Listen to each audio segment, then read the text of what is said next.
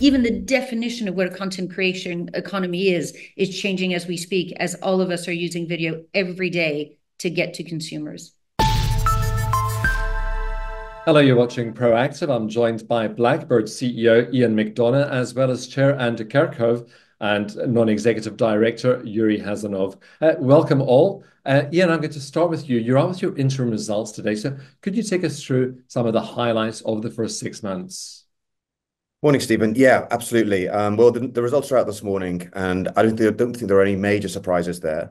Our investors are well aware that we put a great deal of focus into building our Elevate platform out over the last 18 months or so. So the major emphasis has gone there.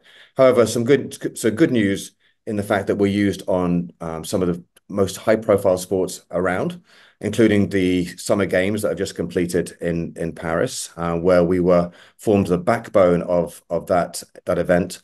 So although the top line growth is down 30%, and that's really about deals that have been not renewed that we previously signaled, i.e. A&E Networks and others, we are having a very strong start to the second half with the Summer Games, and also with the fact we've renewed Televisa, Univision, we've renewed CBS, and also the US State Department. So all in all, I don't think any major surprises, but a strong second half start. Ian, take us through the progress you've made with Elevate over the period. Absolutely. Well, the last time we met with investors was in June, and we talked then about getting the product above the waterline. That is, having certain key basic editing features in the product, which allowed it to be used as an end-to-end tool. They were transforms, transitions, having text, and also having a team structure in place. I'm very happy to say that transitions and transforms are already now in the product, and text and team structure is imminent. So before we start billing, we signaled Q1 next year. They're in place. Also very happy to report, though, that we talked about having around, high hundreds, we called it when we talked in June with numbers. It was around 800 at the time. The last 5 days, we've been running a small campaign where we've been using Google AdWords. I'm happy to report that in that 5 days, we've gone from 800 to 1,800 verified users. So it just really shows you the latent demand that's out there and how attractive the product is. In terms of product-led growth, that's really the first stage for us, is to attract users to interact with the product. And the product-led growth goes from there to interacting and then further on transacting with the product.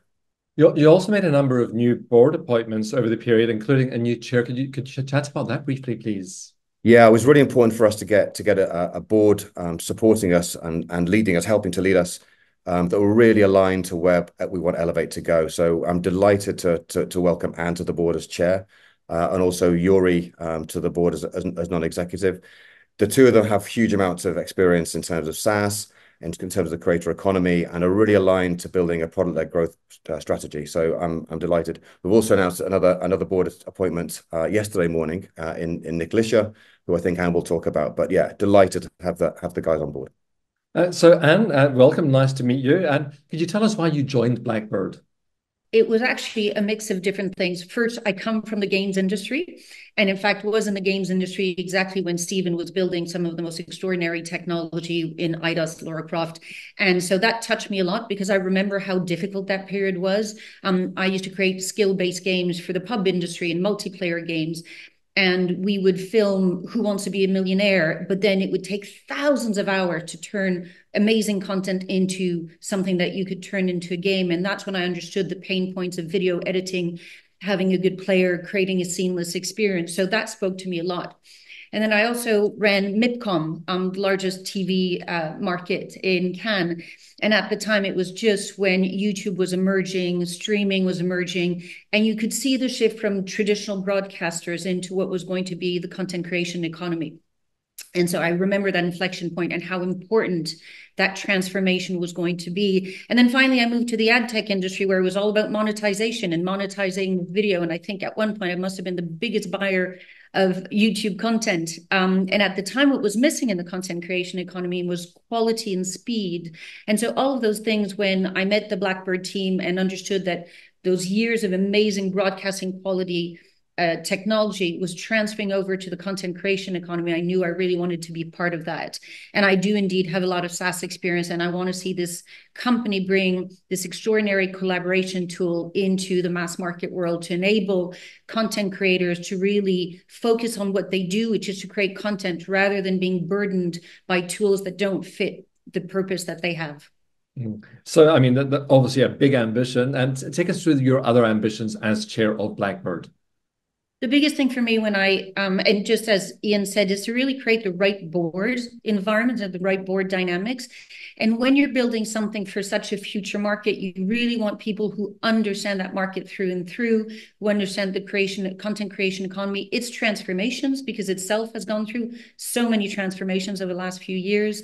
And bring experts in what is to build a community, what it's like to build a mass product that resonates in a community, that it's collaborative, that helps each other out. And therefore, Yuri and Nick were just perfect additions to the team. And I think, Yuri, if you can tell us a bit more about your background and why you wanted to join. Absolutely. Thank you very much. And so Stephen, I spent over a decade at Google, and the last 5 years at JellySmack. And, when I was approached to join Blackbird, it was really interesting for me because I kind of saw the birth of creators on YouTube, when YouTube was actually not the platform we know today. YouTube was at the time, just as I used to say, dogs and skateboards. It wasn't at all what we know today. And we had that challenge of responding to what Anne was mentioning, actually have more professional content. But with more professional content, you need to actually provide creator the right tools to create that content, and then to work for that content, editing, and obviously monetization, etc. And I saw kind of that path of creators through the years at YouTube, obviously the challenges were different, but we always identified the main pain points. And one of the main pain points was not just about filming, because they knew how to film, was always about how to process that content, how to edit it, how to find the right professional people then to help you with that. And when I joined JellySmack was kind of, a company who was trying to find these kind of solutions for creators, similar to what, Jan was saying, which is let's have creators focus on what they do best, which is creating, and the rest kind of, we need to have the right tools for them to handle that. And I think that's what really excited me at Elevate, is that, from my 15 years, I would say, experience in the creator economy, I haven't seen efficient tools to actually help creators do just that. So focus on creating, and then the rest, basically the tool will take care of that, or will help you to take care of that. A collaborative editing tool that is going to take most of that pain point away. And I think when Jan and Anne reached out, I was really excited, because Elevate was exactly responding to the challenges that I've heard from many creators that I talked to in the past, I would say 2-3 years, from the very large ones who build media companies to, I would say, more small and medium businesses in the creator ecosystem, if I can say that. But really that was responding to a challenge that was there, including collaboration and speed. And so was very excited to join the board here and join Anne and help Jan, like I want to say elevate that product. So elevate in that sense. And I really feel like we are in a moment now. I would say when I left YouTube 4.5 years ago, I thought we were already at the peak of the creator economy, but I realized after that, not at all. Actually, it's just the beginning in that sense.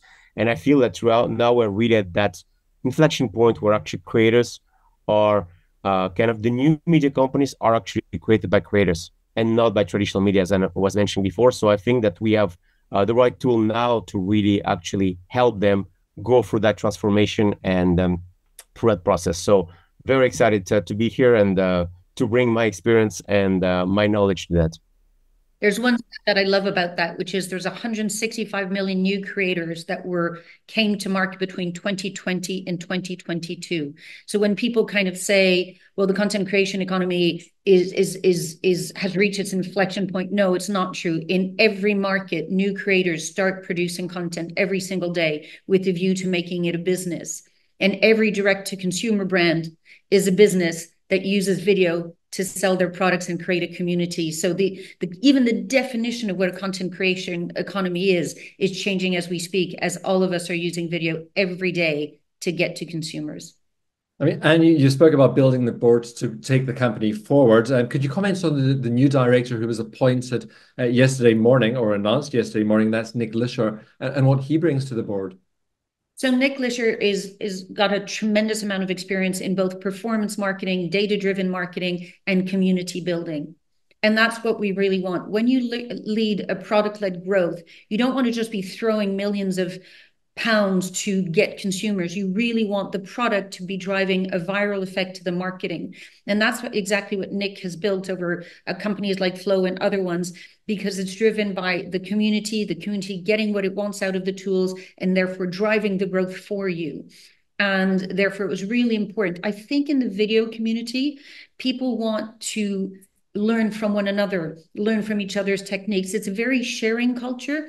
And therefore, we really wanted somebody on the board that had both that performance marketing and that strong sense of community. And what Nick did at Flow was quite remarkable.